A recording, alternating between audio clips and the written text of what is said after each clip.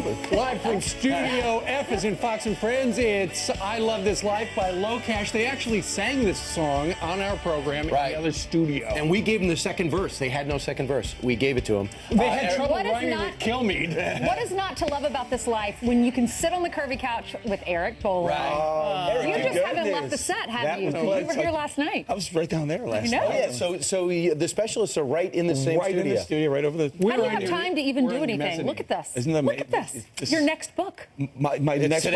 It's today's book. Came out exactly 1 year ago after the Wake Up America book.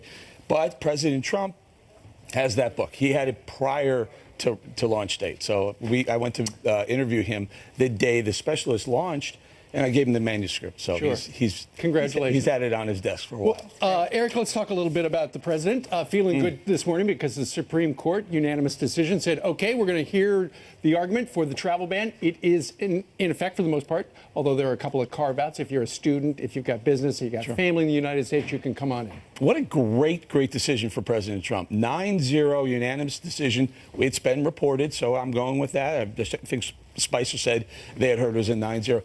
The relevance of that is important. Donald Trump, if you didn't like Donald Trump leading up to the election, you had to vote for Donald Trump if you're a conservative because you knew the court, you needed the court. Now you've got one Supreme Court, Neil Gorsuch, appointed. You have likely a second one in Kennedy in a year or so appointed, possibly a third if Ruth Bader Ginsburg retires in the next 8 years. Then you have 3. Donald Trump will move the first 4 years. 8 years, you know. Yeah, okay. Or 4 years, whatever you want to do. I'll go with 8.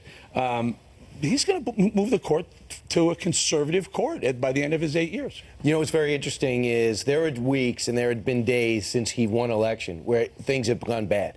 Some of them in his control, some of them he may have caused with tweets, and there are days where things gone good. Yesterday and over the last few days, things are beginning to turn his direction. Look at the 26. People are talking more about 2016 August, the Washington Post, and less about some 5 o'clock story that broke in the Washington Post. So the things that you describe as things that have gone not so good for Donald Trump are things that he tweets about or the mainstream media gets crazy about. What's really gone well for Donald Trump that they won't report are the economic numbers. I know we talk about it a lot, but think about what's going on. Unemployment rate at 4.3%. Business and consumer confidence at 15-year highs. Why? Housing prices at 15-year highs, maybe sometimes certain types of houses at all-time highs, stock market at all-time highs, and the reason is people who invest in their businesses, in themselves, look forward, they don't look back. So you can't credit Barack Obama with all these massive numbers. Smart people, investors, business owners, look to the future, and because of the rolling back of the regulations, that he just unleashed massive, it's like jet fuel to the economy, what he did with regulations. That's why all these economic numbers are brimming off the charts. Eric, CBO report came out yesterday afternoon. I got a message on my phone. I was waiting. We all were waiting to hear if it was going to be positive. It was extremely positive. This is what the CBO... Well, it says it's going to reduce the federal deficit.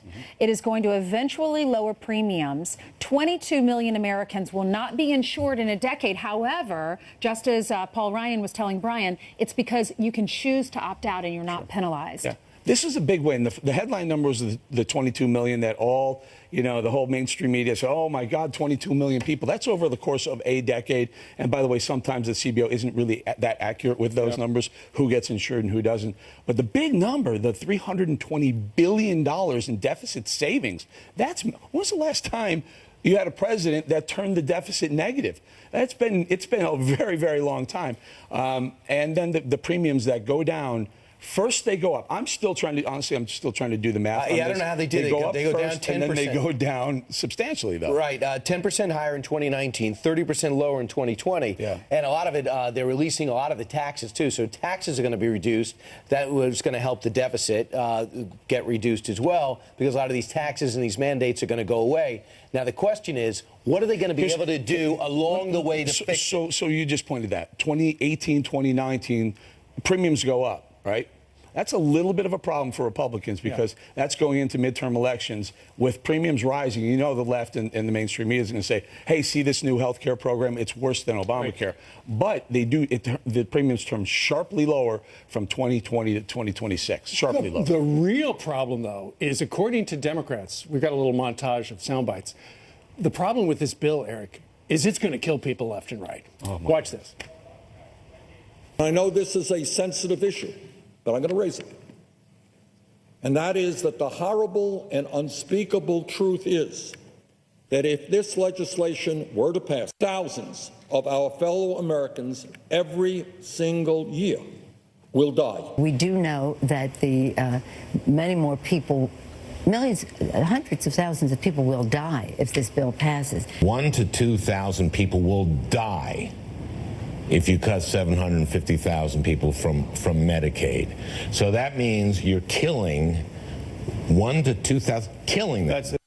Okay, so the Republicans are killing all those people. So it's amazing. If this goes through. And I saw, I think yesterday, you guys brushed off the old, pushed Granny off the cliff. We didn't brush it off. They brushed it off. And you guys pointed that out. Can I just point something out about Bernie Sanders? Here's the guy, we're listening to Bernie Sanders. Here's the guy who ran on socialism, how income inequality is awful in America. He's for the little guy. What did we find out over the weekend? Yeah. He's under federal investigation for corruption. His wife is. Well, his wife, and these things tend to spread into across the family tree. Right. I've got a feeling that's a story you're not going to see this morning on CNN. And the reason I brought that up is because the President of the United States up this morning, and he's already been tweeting, wow, CNN had to retract big story on Russia with 3 employees forced to resign. What about all the other phony stories they do? Fake news. And then, just a couple of minutes later, and so far this has got 1,300 retweets, he reposted something that somebody put out where they took the CNN logo and they made it the FNN Fake News Network. So let's talk about what happened over the weekend. The news story that they posted about Scaramucci, and they had to retract it, is important because it shows, it highlights what the mainstream media has been doing. They've been rushing to the story before they fact check the story. They have such an interest in attaching something in the form of collusion to Donald Trump or the Trump administration. They had one source. And they're in such a rush to tattoo him with that. They don't do their homework, their due diligence. But what I think it may have been a wake-up call to the rest of the mainstream media. Hey, we better stop this. We better start doing what we're good at doing and go ahead and investigating sources and stories before they print them. This could be a turning point in a positive direction for Trump. Do you remember how long CNN held on to the plane story that was even made fun of at the Washington Post? They're still looking. This is what they have trouble turning around the aircraft carrier. Yeah. They're going to have trouble turning it around when they realize it's not about Carter Page or Paul Manafort. It's going to be more about August. Brian, this one, I think they exposed what the tactic was. There was such a rush to nail Trump with something, and then they ended up having nothing after they printed. Right. I think that might be the wake-up call. You know, Eric, we had Mark Penn on the program last week, and he talked about the new Harvard-Harris poll, which just came out yesterday, and it showed that 2/3 of the country feel that this investigation, all the Russia stuff, which hasn't panned out, is actually hurting the country. Let me blow your mind for 1 second. Just the special counsel alone. Mueller has hired 13 lawyers, top-notch lawyers. They can earn $1,000, $1,500 per hour. 13. He says he's going to hire more. This could take up to a year. The numbers on that investigation alone, if that's true, exceed $100 million. Do we pay for that? Just for one. And we can't tell him to stop. Right. Yeah. But there's apparently nothing there. They haven't released anything yet. Let's talk about this. Let's talk about the swamp. Is this building off what the president talked about? Is that what gave you the idea? So while he's running, I'm looking, and I was there from the very, very beginning with Donald Trump, and he knows that, candidate Trump. I was watching these events, and it was either lock her up or drain the swamp. And during the drain the swamp ones, there was a visceral connection between the people and Donald Trump, the candidate. And I was like, he's going to win, but when he wins, we have to figure out what the swamp really is. Do you have a passage from the book I think you're going to read? Oh, I didn't know there was an excerpt from the book. I didn't even know that. I don't worry. Go ahead. Oh, yeah. First, I would say to Trump, stick to. Oh, these. You know what these are? These are some ideas that I outlined towards the end of the book. After I go through a whole lot of scandals during the book, how murky and dark and deep the swamp really is. There were a couple of things that I rather than reading them, Steve, I'll just give you the quick cliff notes. All right. Number one, I'd love for him to continue to tweet. I think tweeting is transparency. I want the most powerful man on the planet to be as transparent as possible. Keep tweeting, Mr. President. Number two, treat the country the way you treat your businesses. Treat the Oval Office the way you treated your boardroom. So if there are people who are holding their own, who are keeping the place afloat, you stay. It doesn't matter if you're Republican or Democrat, you stay. But if you're not, It's time to go. And the problem is you're fired. There are a lot of people on both sides of the aisle who need to go. Some of the most deepest entrenched swamp creatures on the planet in the White House are Republicans. Give us a name. Give us one name. Come on. You really want me to do this on national television? One name. I think John McCain could go. I think it's time for him to say. Well, you got him 5 more years. He just got re-election. I know, but he's not going anywhere. All right, well, if you want to read the book, he talks about the sexual escapades in the White House, the rivalries, the foreign entanglements, the ill-conceived leaks, Watergate, and the Clintons. You know, I start with a story that everyone knows about when Senator Kennedy went into the river, went into the drink with Mary Jo Kopechne. The story gets deeper and deeper. We did some investigation. It turns out that, according to him, he waited on the bank for a long time, trying to figure out what he was going to do, worrying about his career, the senator. And Mary Jo was alive in that car for hours. And by that choice, by worrying about his own career, his own self-interest, Mary Jo. So this is not finding the swamp. This is not just current time; it's historical. Oh yeah, we take you from the beginning of the Republic all the way up till.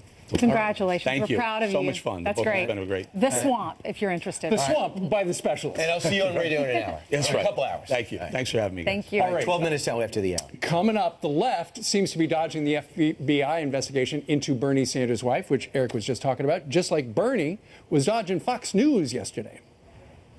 Where are you from? Fox News. CBS is reporting on this. Politico is reporting on this. Do you still believe it's politically motivated, sir? Are Democrats ignoring this because Sanders might be the